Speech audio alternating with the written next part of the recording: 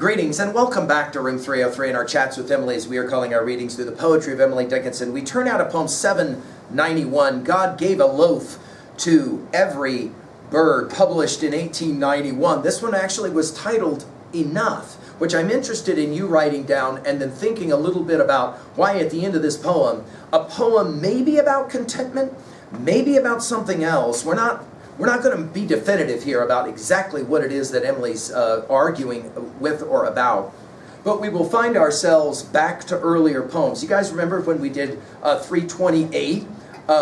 We just referenced it in an earlier lecture. A bird came down the walk he did not know I saw. He bit an angleworm in halves and ate the fellow raw. And then he drank a dew from a convenient grass and then hopped sideways to the wall to let a beetle pass. He glanced with rapid eyes that hurried all around. They looked like frightened beads, I thought. He stirred his velvet head like one in danger, cautious. I offered him a crumb. That's the word we want to concentrate on in this poem now. And he unrolled his feathers and rowed him softer home than oars divide the ocean, too silver for a seam, or butterflies off banks of noon leap plashless as they swim.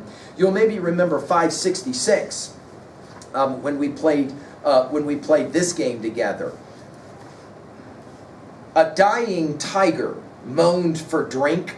I hunted all the sand. I caught the dripping of a rock and bore it in my hand. His mighty balls in death were thick, but searching I could see a vision on the retina of water and of me. 'Twas not my blame who sped too slow. 'Twas not his blame who died while I was reaching him, but 'twas the fact that he was dead. Do you remember when we did 579? I've been hungry all the years. My noon had come to dine. I trembling drew the table near and touched the curious wine. 'Twas this on tables I had seen when turning hungry home. I looked in windows for the wealth I could not hope for mine. I did not know the ample bread. 'Twas so unlike the crumb. Again, concentrate on crumb. The birds and I had often shared in nature's dining room. The plenty hurt me. 'Twas so new, myself felt ill and odd as berry of a mountain bush transplanted to the road. Nor was I hungry, so I found that hunger was a way of persons outside windows. The entering takes away. Now, our assumption is that you've been following our stuff at LearnStrong.net, down that left-hand side, Chats with Emily, a playlist. Hopefully you've worked through our set of introductory comments where we commented on this tension that Emily has, where she's often asking, do I have talent? Am I actually a poet? Or am I just a scribbler of sorts? And that tension for her, I think, is often central. As well, I'm hopeful that you've worked through our earlier comments on earlier poems. We've done all of the poems up through 790. We just finished with 790, Nature is the Gentlest Mother. Now the question of this poem, and you can write it down, is this poem about poetry or is this poem about love? And maybe they are the same thing for Emily, the choices that have to be made. Now, the great scholar Sharon Leitner has this to say as she introduces this poem. I'll just read it because it's so brilliant. Quote, what did Emily Dickinson mean when she said that she had been given less in life? She had material comfort, family, friendships. By the time she wrote this poem, she knew she possessed great poetic talent. Perhaps she felt deprived of physical beauty, of a requited love, of literary recognition, or of a soothing and certain Christian faith. We can only speculate. Personal deprivation is a given in Dickinson's poetic universe. I'll read it again. It's so compelling. Personal deprivation is a given in Dickinson's poetic universe, something she often takes for granted. Although God is prominently blamed in the first word of this poem, the speaker does not rail against the inequity of the portions allotted in life, but merely states in matter-of-factly. We'll take a look at it as we get ready to read. Now, this is Emily's Learning to Starve. For some of you that will maybe be familiar with an REM song, Losing One's Religion, Learning to Starve. It is in some ways back to self-89 and that whole notion of self-reliant in that columnar self that we were playing with. Let's enjoy now just hearing Emily talk about what she's been given, what she's not been given, but what she has accepted that she's been given. God gave a loaf to every bird, but just a crumb to me. I dare not eat it, though I starve, my poignant luxury. To own it, touch it, prove the feat that made the pellet mine, too happy for my sparrow's chance, for ampler coveting. It may be famine all around. I could not miss an ear, such plenty smiles upon my board, my garner shows so fair. I wonder how the rich may feel. An Indiaman, an earl, I deem that I, with but a crumb, am sovereign of them all. Now I can't help but read the last word of this poem and be reminded that the last line of 722 was, all is the price of all. A poem about what it takes to be a great poet or a great artist. We'll begin, of course, with God, and I think Emily is channeling the Exodus 16 story of course, manna and quail from heaven to people who are in the wilderness starving. Notice, she says that her talent, if that's in fact what we're talking about, came from God. God gave a loaf to every bird. Now, you'll remember her use of the word bird when we did 376. You guys will remember this one, and we'll smile to come back to it. Of course I prayed. And did God care? He cared as much as on the air a bird had stamped her foot and cried, give me my reason, life. I had not had but for yourself, 'twere better charity to leave me in the atom's tomb, merry and naught and gay and numb, than this smart misery. As we said when we commented on that poem, it is a radical iconoclastic statement. Notice she says, God gave a loaf to every bird, but God only gave me a crumb. Now this use of the word crumb is, I think, significant. Again, it takes us back to poem 49. Think about 254, hope is the thing with feathers. What is it? She says, it never asked a crumb of me at the very end. The word crumb is a central word. In other words, that which is of smallest, minutest is the crumb, right? As opposed to what? The whole bread, the whole loaf of bread. Again, is she talking about love, or is she talking about her poetic talent? In other words, I may not have the talent that other people have. I may not have the abilities of others. Maybe Emerson comes to mind here for her. She says, but of her crumb, I dare not eat it, dash, though I starve, dash, starve, taking us back to 579. What about 439? You guys remember when we did this one, where she plays a similar kind of game. Undue significance a starving man attaches to food. Far off he sighs, and therefore hopeless, and therefore good. Partaken, it relies indeed, but proves us that spices fly in the receipt. It was the distance was savory. It's almost as if we want something so badly when we don't have it. Once we get it, we can't fully appreciate what we've got. Notice she says, I dare not eat it, though I starve, my poignant luxury.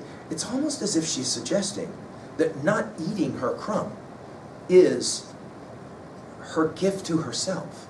Proof that she can go without needing more than what she has. Again, just to remind you, you wrote it down already, the title that was ascribed to this poem was the word enough. This is an interesting word. Is it enough? When is it enough to have enough? Notice she says about this crumb, to own it, touch it, prove the feat. I think prove may be the key word of the poem. I think Emily's always spending time trying to prove to herself that she's worth approval, right? That made the pellet mine. Some of you will say that's the key word of the poem. In other words, it's my crumb, but it's my crumb. I don't have to give it to anybody, and I don't eat it, so I don't lose it. Interesting. Mine. Then she'll say it. Too happy for my sparrow's chance. Again, this use of identifying herself as a sparrow. Go back to poem 84 to see how she did this. For ampler coveting. In other words, I don't have to covet what anybody else has. I don't covet the loaf of bread because they'll eat all the bread. I still hold on to this crumb I have. I'm not letting go of my crumb.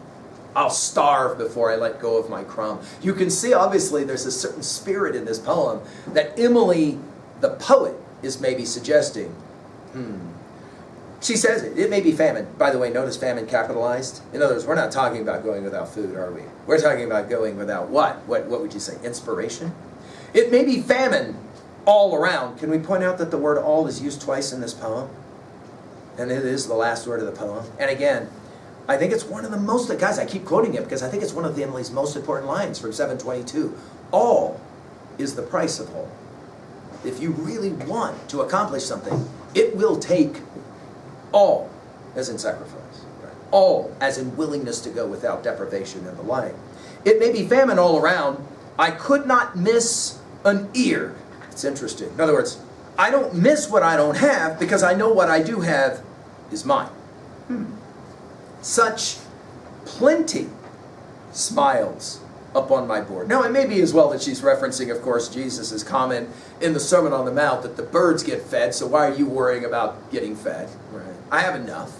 Plenty, capitalized. Smiles upon my board. My garner shows so fair. In other words, no, it's a crumb, but it's like a whole steak dinner if you know how to look at it, understand it.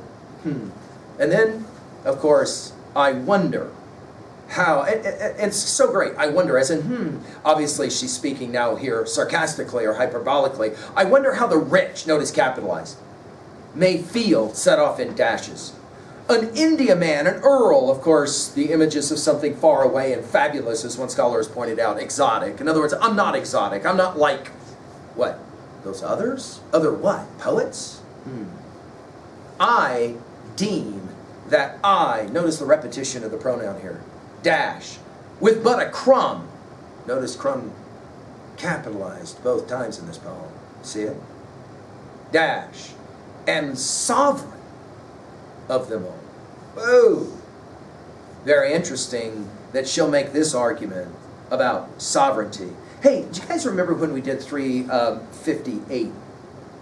If any sink, assure that this now standing failed like themselves, and conscious that it rose, grew by the fact and not the understanding, how weakness passed or force arose, tell that the worst is easy in a moment. Dread, but the whizzing before the ball, when the ball enters silence, dying, annuls the power to kill.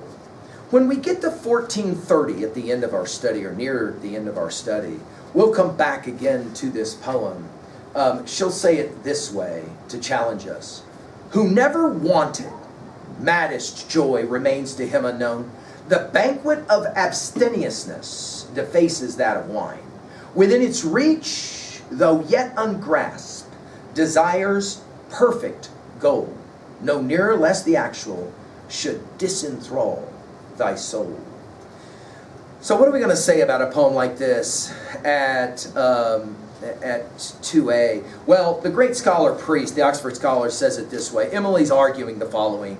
I cannot eat the crumb given me by God, as it's my only luxury. It's enough for me to prove that it's been given to me by owning it and touching it. I'm too happy with my sparrow's crumb to covet the loaves of others. Indeed, if there were to be a general famine so that all the other birds did not have their loaves, I'd be happy in the position of not missing their loaves made of ears of corn, as I would still have my crumb to give me a board of plenty and a garner fare, and I would then outdo the rich India man and earl who in times of plenty had enjoyed the most. I think our argument is that great artists are content with their sovereign talent. They don't need anything else. It's enough. It's all they need. At 2b, well, the question here is, what are we talking about? Are we talking about poetry? Are we talking about inspiration? Are we talking about love? At 3a, well, I can't read this and not think of Shelley's defense of poetry. We've given lectures on it at LearnStrong.net, where he makes that argument of where does inspiration come from?